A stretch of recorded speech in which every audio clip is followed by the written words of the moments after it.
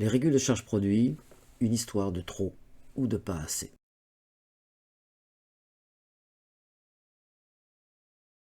On avait vu dans un schéma que les opérations d'inventaire nécessitaient l'application de deux principes comptables. Le premier, c'était donc le principe d'indépendance et le deuxième, c'est le principe de prudence. Pour l'instant, on n'a abordé que le second. Maintenant, on va donc aborder le principe d'indépendance des exercices avec les régularisations de charges et de produits.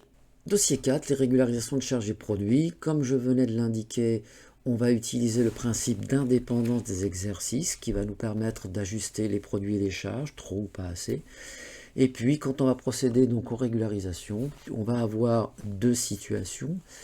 Soit je vais inclure des charges et des produits qui concernent l'exercice, mais qui seront enregistrés l'exercice suivant. Donc là, pour l'instant, j'en ai pas assez.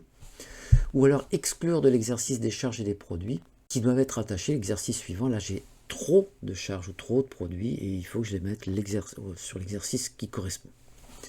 Et donc, si je reprends mon premier cas de figure, lorsque j'ai pas assez de charges, je dois inclure des charges et des produits qui concernent mon exercice.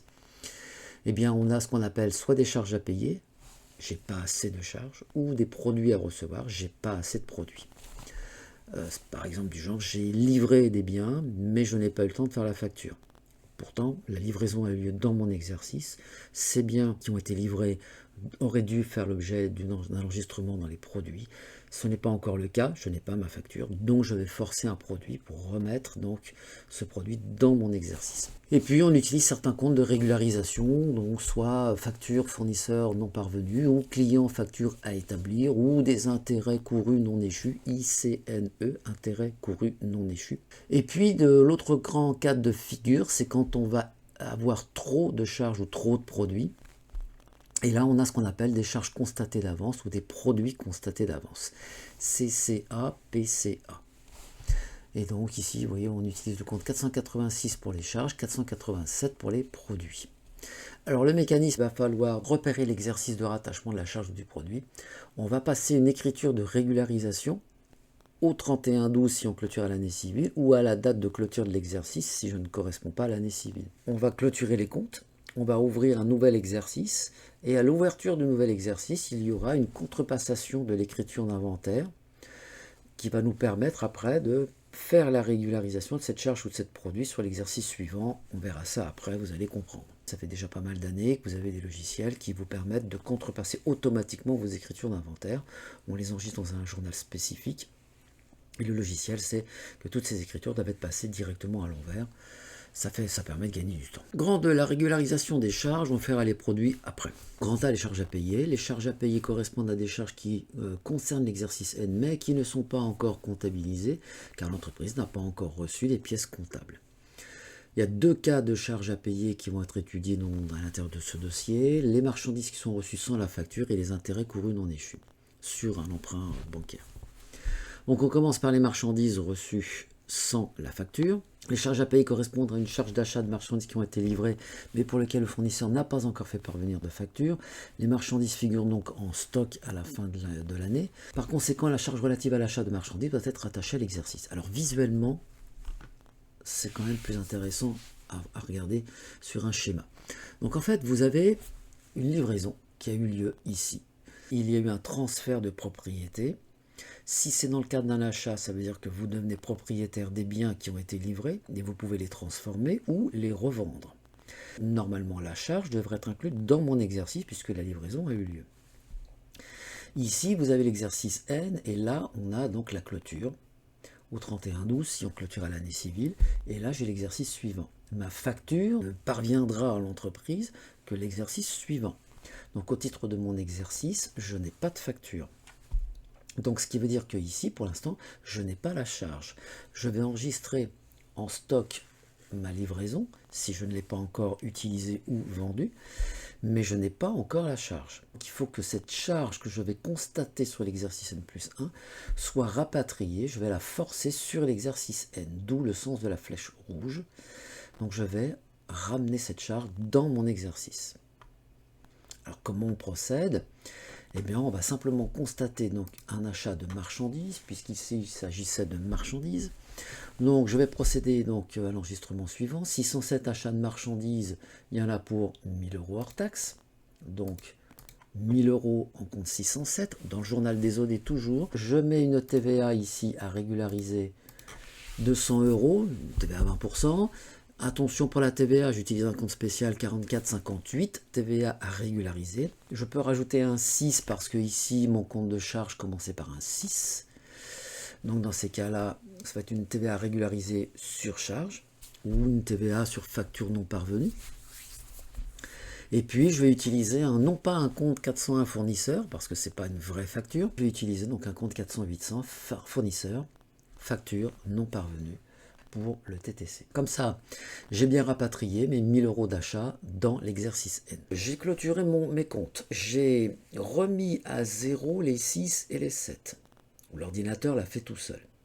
Je démarre un nouvel exercice. Dans mes 6 et mes 7, il n'y a plus rien. Dans achat de marchandises, il n'y a plus rien. Le 1er janvier, l'ordinateur ou vous allez donc contrepasser l'écriture qui est au-dessus, vous allez la passer à l'envers. Donc je prends mon écriture, je la passe à l'envers. Par contre, après, le 6 janvier, je reçois ma facture d'achat. Donc là, ma facture d'achat, après, je vais la passer normalement. Donc, je passe un 607 pour 1000, une vraie TVA déductible pour 200 € et un 401 fournisseur pour 1200 €, puisque je dois quand même 1200 € à mon fournisseur. Alors les incidents sur le compte de résultat, on va regarder comment ça fonctionne. Donc sur mon compte de résultat, j'ai un achat de marchandises, c'est normal, j'ai eu la livraison, j'ai la charge. Pour l'instant, je n'ai que ça. Dans mes comptes de gestion de l'exercice N+1, au début, souvenez-vous, je vous ai dit, les comptes 6 et 7 au début du nouvel exercice sont ramenés à 0. Au 1er janvier, en fait, j'ai commencé par annuler mon écriture d'inventaire, donc j'ai passé 1000 € en moins du compte 607. Donc je passe le 607 en moins. Par contre, après, j'ai enregistré ma facture le 6 janvier. Donc mon compte 607 a été passé au débit. Donc, je passe au débit mon compte 607 le 6 janvier. Et donc maintenant, j'ai un solde égal à 0. C'est normal. En fait, mes 1000 € ont été basculés sur l'exercice N, donc ne concerne plus l'exercice N+1. Deuxième cas de figure, les intérêts courus sur emprunt, ou ce qu'on appelle les intérêts courus non échus, ICNE.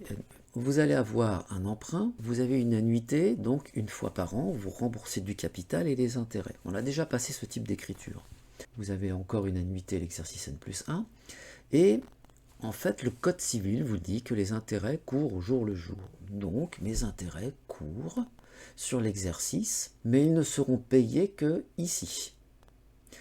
Le problème, c'est qu'il faut que je constate ma part d'intérêt relatif à mon exercice. La charge intervenant sur l'exercice N+1, il faut en fait que je rapatrie une partie de cette charge sur l'exercice N pour la partie ici en fait en bleu. Donc on va forcer une charge. Donc lorsqu'un emprunt est contracté en cours d'année, par exemple le 1er juin, il est nécessaire d'imputer à l'exercice N les charges financières lui incombant, à savoir les intérêts courus, du 1er juin de l'exercice N au 31/12 au moment où je clôture mes comptes. Exemple, j'ai une entreprise qui souscrit le 1er juin un emprunt de 100 000 € remboursable par amortissement constant sur 5 ans, à terme échu, le 1er juin de chaque année. Taux d'intérêt 3%, vous avez le tableau d'amortissement d'emprunt.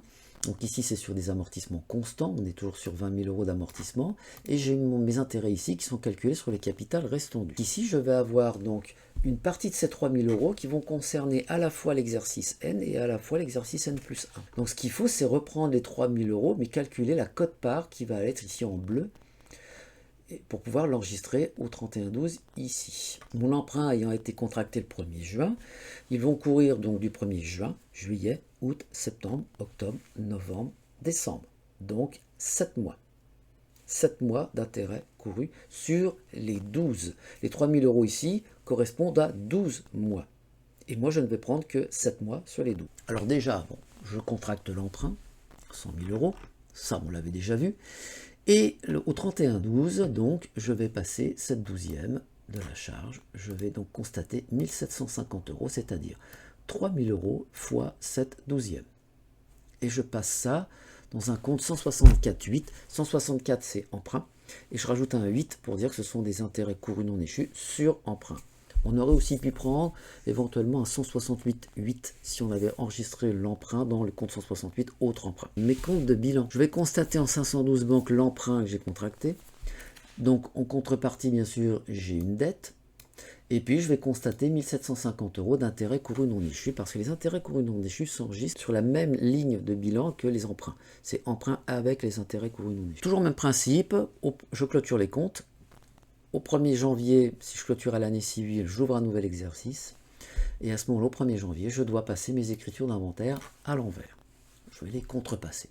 Donc je prends mon écriture ici, au-dessus, et je passe la même chose, mais à l'envers. L'échéance, le 1er juin N+1. Donc là, je vais payer ma première annuité. Donc ma première annuité, c'était 23 000. 20 000 € d'amortissement d'emprunt, 3 000 € d'intérêt. Donc 512 banques, 23 000. Et je vais constater ici 20 000 € de capital et 3 000 € d'intérêt. Maintenant, si j'analyse mes comptes de bilan déjà, sur l'exercice N+1, j'ai remboursé 23 000 €. J'ai maintenant sur les 100 000 € empruntés, 20 000 € en moins que je viens de payer à la banque. Donc je ne dois plus que 80 000 €. Et au niveau de mes intérêts courus non échus, j'ai contrepassé mon écriture d'inventaire. Donc souvenez-vous, les comptes de gestion 6 et 7 sont ramenés à 0 quand je ouvre un nouvel exercice. Je ne touche pas au compte de bilan. Donc mon compte 164.8 est récupéré quand j'ouvre un nouvel exercice. Puisque j'ai passé le compte ici au débit 1750 €, j'ai ramené ce compte 164.8 à 0. Et mes comptes de gestion, eh bien, j'ai eu une échéance et j'ai constaté 1750 € d'intérêt dans mon exercice. Ensuite, mes comptes de gestion. Sur l'exercice N, j'ai forcé une charge ici d'intérêt. Donc j'ai forcé 1750 € de charge sur mon exercice N au 31/12. Donc dans mes comptes de gestion, eh bien, j'ai bien 1750 € d'intérêt courus non échus. Sur l'exercice N+1, j'ai commencé par annuler les 1750 € d'intérêt. Souvenez-vous, les comptes 6 et 7 sont ramenés à 0 quand j'ouvre un nouvel exercice. C'est important ça. J'ai commencé par constater la contrepassation de mon écriture d'inventaire au 31/12 de l'année précédente. Donc j'ai annulé mes 1750 € d'intérêt courus non échus. Et j'ai passé au mois de juin 3 000 € de charges d'intérêt qui correspondent à la première annuité de mon emprunt. Et donc maintenant, j'ai un solde débiteur de 1750 €. Souvenez-vous, 1750 € dans l'exercice N, 1250 € sur l'exercice N+1, ça correspond bien à mes 3 000 € d'intérêt sur l'emprunt. Et donc je les ai dispatchés, une partie sur l'exercice N, une partie sur l'exercice N+1. Au 1er juin N+1, donc on a une charge d'intérêt de 1250 € qui correspond à 3 000 € d'intérêt multiplié par 5/12e, 7/12e sur l'exercice N, 5/12e sur l'exercice N+1. Ça, c'est quand j'ai pas assez de charges. On a aussi le cas où on a trop de charges, donc ce qu'on appelle des charges constatées d'avance. Par définition, donc, une charge constatée d'avance est une charge qui a été enregistrée dans l'exercice N, dont une partie ou la totalité concerne l'exercice N+1. On remarque, les charges constatées peuvent également résulter de fournitures disponibles en fin d'exercice correspondant à des éléments qui ne font pas l'objet d'un suivi en stock. Exemple typique dans les dossiers, vous avez des fournitures administratives qui ont été achetées, pas encore utilisées, et donc dans ces cas-là, on ne fait pas une gestion de stock, c'est mis dans une armoire, et donc on va constater une charge constatée d'avance pour ces fournitures administratives, parce qu'elles seront utilisées que l'exercice suivant. En fait, ce qu'il faut bien penser, c'est que vos charges administratives, par exemple, vont concourir à l'établissement du chiffre d'affaires, à la réalisation du chiffre d'affaires. Et donc, si j'ai les 7, je dois avoir des 6. Mais si j'ai les fournitures administratives non encore utilisées, elles seront utilisées l'exercice suivant et elles vont concourir à la réalisation de ce chiffre d'affaires, l'exercice suivant, là où j'aurai les 6. Donc, dans ces cas-là, je transfère mes fournitures administratives, l'exercice suivant. Deuxième remarque, on ne met pas de TVA sur les écritures de charges constatées d'avance. Cette déduction a déjà été faite lorsqu'on a eu la facture, et donc on ne procède pas à une régularisation de cette TVA. Exemple, une facture d'assurance, donc pas de TVA sur l'assurance, 6 000 € comptabilisée le 1er octobre N et l'assurance concerne la période qui va aller du 1er octobre jusqu'au 30 septembre, N+1. Donc on voit bien que du mois d'octobre, novembre, décembre, j'ai bien une charge dans mon exercice, mais par contre de janvier à septembre, N+1, c'est une charge qui concerne l'autre exercice. Sauf que moi, en compte d'assurance, j'ai enregistré 6 000 euros. Donc j'ai trop de charges. Il apparaît que la prime d'assurance 6 000 euros concerne partiellement les deux exercices. Donc quand j'ai ma charge d'assurance, je passe une écriture 6 000 euros en compte 616 primes d'assurance dans le journal des achats par un 401 fournisseur 6 000 euros. Puis après, on paye. Donc je paye. Ça, c'est ce qu'on avait l'habitude de faire. Au 31-12 maintenant, je m'aperçois que dans mon compte prime d'assurance, j'ai trop de charges. Il va falloir que j'élimine la période qui va de janvier N+1 à septembre N+1. Donc ici, je vais éliminer 9/12 de la charge. Donc je vais éliminer 4 500 euros du compte prime d'assurance. Donc prime d'assurance 616 maintenant au crédit pour 4 500 euros. Et un compte 486, charges constatées d'avance au débit. Au 1er janvier N+1, on va contrepasser l'écriture d'inventaire. Donc on va la passer à l'envers. Mon écriture, donc ici maintenant, je la passe à l'envers. Mon compte 616 maintenant repasse au débit. Le compte 486 au crédit. Mes comptes de gestion sur l'exercice N. Donc moi j'ai constaté que j'avais 6 000 euros de charge, mais j'en avais trop. Donc j'en ai éliminé 4 500. J'en ai gardé donc 1 500, c'est-à-dire 3 mois. Octobre, novembre, décembre. Sur les comptes de gestion d'exercice N+1, eh bien, on a contrepassé l'écriture d'inventaire. Mon compte de gestion était ramené à 0 au 1er janvier. J'ai passé une écriture où j'ai constaté, ici, 4 500 euros, c'est-à-dire 9/12 de la charge d'assurance que j'ai constaté dans l'exercice N+1. Les produits, même principe. Soit on n'en a pas assez, soit on en a trop. Donc, quand j'en ai pas assez, ça s'appelle des produits à recevoir. Par définition, donc constituent des produits à recevoir les livraisons ou les prestations effectuées au cours d'un exercice, mais non encore comptabilisées en fin d'exercice. Exemple, j'ai une entreprise qui a effectué en décembre N une réparation de matériel de transport pour un montant de 1 500 euros hors taxe. La TVA à 20%, elle sera facturée en janvier N+1 au client André. Les prestations de services ayant été effectuées en décembre N, le produit va être imputé sur l'exercice N. Mais je n'ai pas eu le temps de faire la facture. Donc au 31-12, puisque je n'ai pas eu le temps de faire la facture, il va falloir que je constate un produit dans l'exercice. Donc je vais passer donc un produit en plus. Donc ici 706 prestations de services, 1 500 euros. Ma TVA est à régulariser. De toute façon, il s'agit d'une prestation de service. Donc, de base, la TVA est à régulariser. Elle ne sera collectée qu'au moment du paiement. Donc, 1 500 euros ici, 300 euros de TVA à régulariser. J'ai un 7 en dernière position parce que ici, j'ai utilisé un compte 7. Et je passe tout ça en compte 418-100 ou 41,81. Client facture à établir pour 1 800 euros, toujours dans le journal des OD. On est sur les opérations d'inventaire. Au 1er janvier, je contrepasse mon écriture d'inventaire. Donc mon écriture ici, je la passe à l'envers. Ici, voilà, tout ce qui est au débit, je le passe au crédit. Tout ce qui est au crédit, je le passe au débit. Je contrepasse. Le 10 janvier, on envoie la facture définitive maintenant avec la TVA option sur les débits par simplification. Et donc on va passer une écriture ordinaire de vente. Donc on va passer une prestation de service, une TVA collectée parce que j'ai opté pour les débits. Sinon, je l'aurais laissé en attente. Donc, TVA collectée pour 300 euros et un 411 clients maintenant pour 1 800 euros, mais maintenant dans le journal des ventes. C'est une facture ordinaire. Analyse. Donc, l'analyse ici, que je n'ai pas faite pour pas trop alourdir le cours, c'est que j'ai forcé un produit dans l'exercice pour 1 500 euros sur l'exercice N. Ce produit, au 1er janvier, est ramené à 0. Donc j'ai un compte 706 0 au 1er janvier. Je passe le 706 au débit, c'est-à-dire en gros un produit en moins. Et puis quand la facture arrive, j'ai un produit qui vient en plus. Donc mon compte 706 sur N+1 est égal à 0.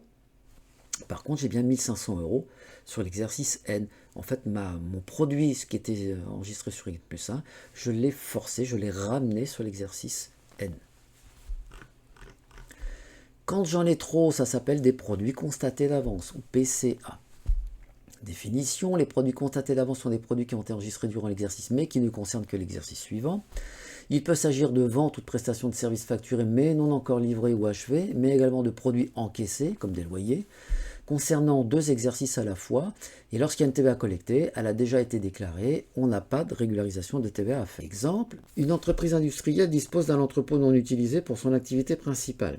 Un entrepôt donc est loué à une autre entreprise, moyennant un loyer trimestriel de 6 000 €. Il y a eu la TVA donc, sur cette location, 20%, payable d'avance les 1er mars, les 1er juin, 1er septembre, 1er décembre de chaque année. Donc, on fait les comptes, on arrête les comptes au 31/12. Vous voyez bien que le problème va se poser sur la dernière facturation au 1er décembre. 1er décembre, je facture décembre, janvier, février. Décembre, pas de problème, c'est bien un produit de l'exercice. Janvier, février, c'est un exercice qui va concerner l'exercice suivant. Mais j'enregistre tout d'avance. Donc, j'aurai trop de produits.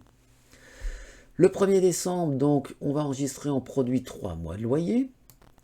Donc de manière tout à fait ordinaire, 411 clients, 7 200 €, 6 000 € en compte 708.3 locations diverses. Et puis je mets une TVA collectée, puisque ici j'aurais opté pour la TVA, 1 200 €. Évidemment, après, on a l'encaissement. Donc comme la TVA était déjà collectée au-dessus, on n'a pas de régularisation de TVA à faire. Au 31/12, l'entreprise va passer une écriture de régularisation, qu'il va falloir éliminer une partie du produit. Donc ici, il faut que j'élimine janvier, février, 2 mois sur les 3. Donc ici, 6 000 fois 2 tiers, ça va me donner 4 000 €. Je vais mettre un produit en moins, le 708.3, donc au débit, donc en moins pour 4 000 €, et un 487 produits constatés d'avance, donc au crédit. 1er janvier, toujours même processus, contrepassation de l'écriture d'inventaire. Mon compte 487 est repris au 1er janvier tel quel, 4 000 au crédit, donc je le passe ici au débit pour le rendre nul. Et puis mon produit par contre est annulé avec le passage au nouvel exercice, je redémarre à 0 et là je force un produit 708.3 en plus pour 4 000, ce qui correspond au produit de janvier-février. La suite dans les exercices.